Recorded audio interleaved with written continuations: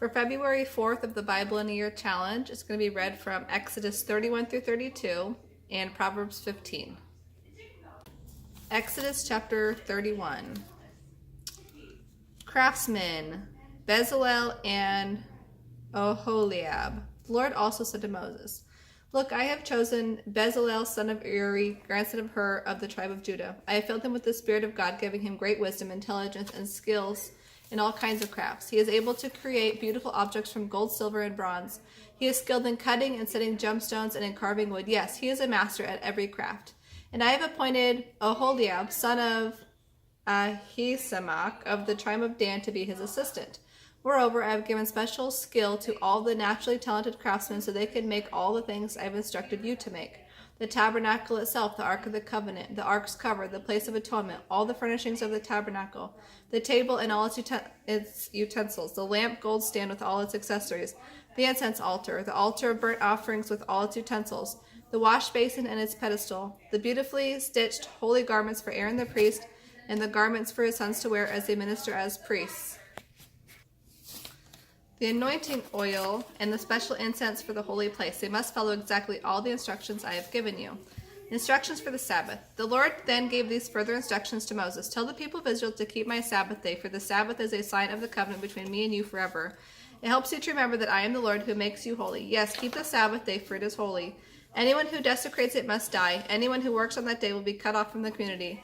Work 6 days only, but the seventh day must be a day of total rest. I repeat, because the Lord considers it a holy day, anyone who works on the Sabbath must be put to death.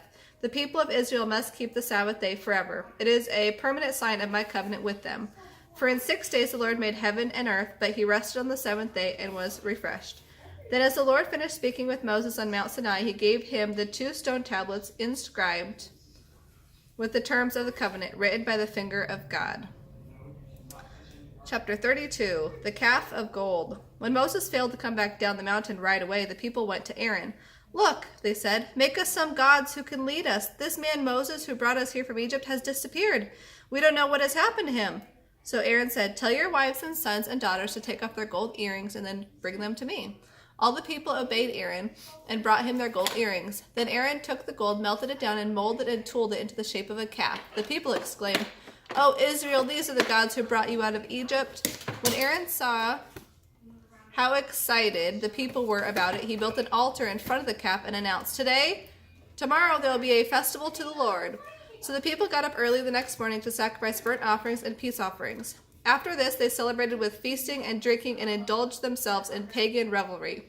Then the Lord told Moses, "Quick, go down the mountain. The people you brought from Egypt have defiled themselves. They have already turned away from the way I commanded them to live. They have made an idol shaped like a calf, and they have worshipped and sacrificed to it.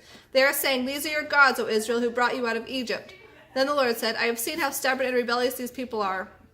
Now leave me alone so my anger can blaze against them and destroy them all. Then I will make you, Moses, into a great nation instead of them." But Moses pleaded with the Lord his God not to do it. "O Lord," he exclaimed, "why are you so angry with your own people, whom you brought from the land of Egypt with such power and mighty acts? The Egyptians will say, 'God tricked them into coming to the mountain so he could kill them and wipe them from the face of the earth.'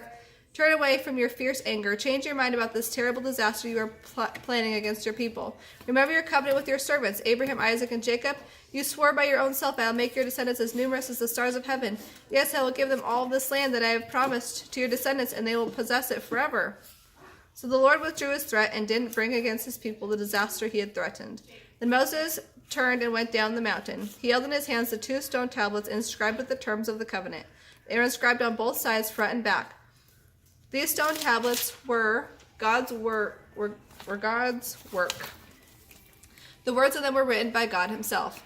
When Joshua heard the noise of the people shouting below them, he exclaimed to Moses, "It sounds as if there is a war in the camp." But Moses replied, "No, it's neither a cry of victory nor a cry of defeat. It is the sound of celebration." When they came near the camp, Moses saw the calf and the dancing. In terrible anger, he threw the stone tablets to the ground, smashing them at the foot of the mountain. He took the calf they had made and melted it in the fire, and when the metal had cooled, he ground it into powder and mixed it with water. Then he made the people drink it. After that, he turned to Aaron.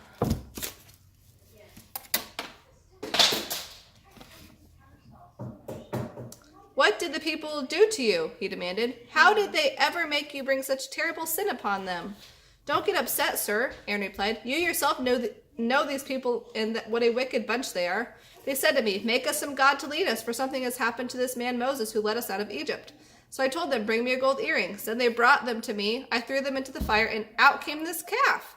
When Moses saw that Aaron had let the people get completely out of control, and much to the amusement of their enemies, he stood at the entrance to the camp and shouted, all of you who are on the Lord's side, come over here and join me. And all the Levites came.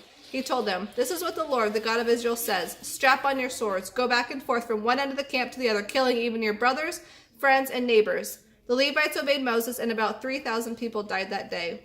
Then Moses told the Levites, today you have been ordained for the service of the Lord, for you obeyed him even though it meant killing your own sons and brothers. Because of this, he will now give you a great blessing. Moses intercedes for Israel.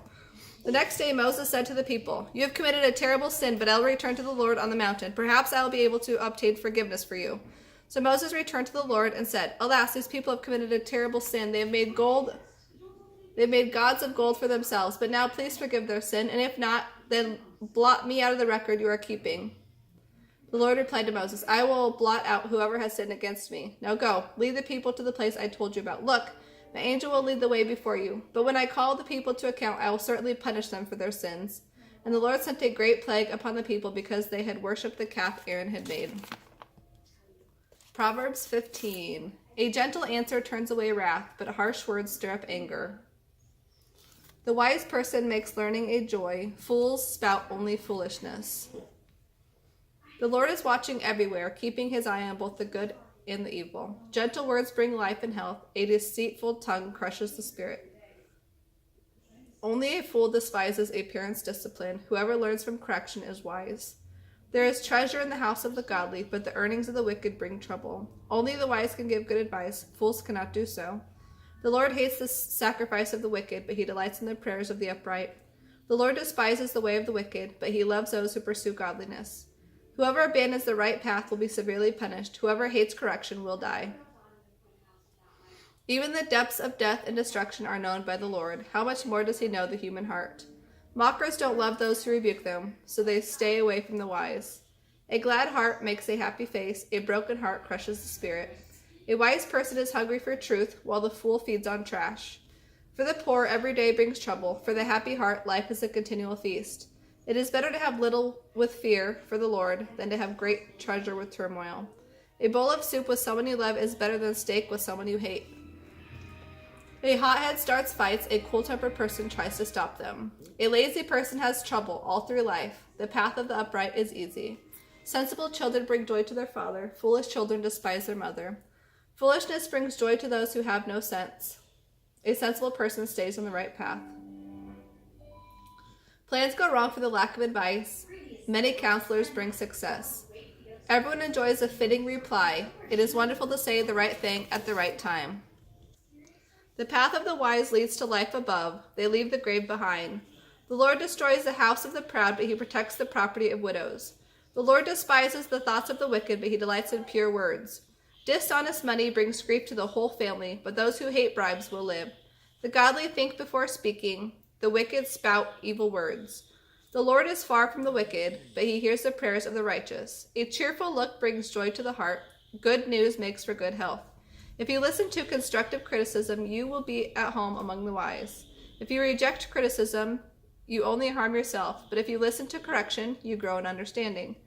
Fear of the Lord teaches a person to be wise. Humility precedes honor.